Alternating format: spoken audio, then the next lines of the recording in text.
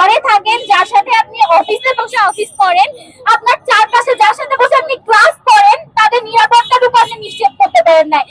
এমন একটি অবস্থায় আমরা দাঁড়িয়েছি যেখানে একটি নারী, একটি শিশু তার ঘরেও নিরাপদ নয়। এই বিচারহীনতার সংস্কৃতি যে আপনারা তৈরি করেছেন, সেই বিচারহীনতা সংস্কৃতির ফলে আজকে আমরা কোন জায়গায় এসে দাঁড়িয়েছি আমরা দেখতে পাচ্ছি। আজকে প্রতিনিয়ত ফেসবুকে নিউজ ফিড খুললেই আমাদেরকে ধর্ষণের খবর পেতে হয়, একের পর এক ধর্ষণ, এবং সেটি দেখে কান্না করা ছাড়া আমাদের কোনো উপায় থাকে না। 5ই আগস্টের পর দ্বিতীয় স্বাধীনতা লাভ করার পর এই পর্যন্ত আমরা রাজু ভাস্কর্যের ধর্ষণের বিরুদ্ধে 3 বার দাঁড়িয়েছি।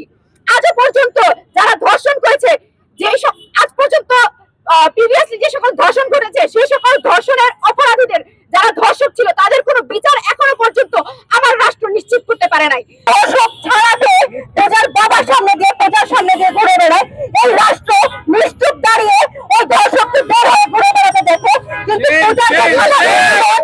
স্বাভাবিক জীবনকে তারা ফেরত দিতে পারেনি।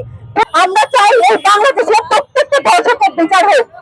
আপনারা দেখবেন যে এখানে রাজুতে দাঁড়িয়ে যখন আমরা কথা বলি, যখন আমরা চেঁচাই, আমাদের আশেপাশে হেসে বেড়ায় মানুষ। রাজুতে দাঁড়িয়ে কেন আমরা চিৎকার করছি?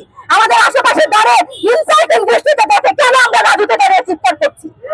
এই বাংলাদেশের মানুষ আজকে আপনার বোন ধর্ষণ হয় না, আজকে আপনার ঘরের মেয়ে ধর্ষণ হয় না, আপনার কাছে এই জিনিস আমরা এখানে দাঁড়িয়ে গলা বাঁকিয়ে চিৎকার করছি, আপনার কাছে এটা মনে হচ্ছে খুবই ক্ষুদ্র একটা বিষয়।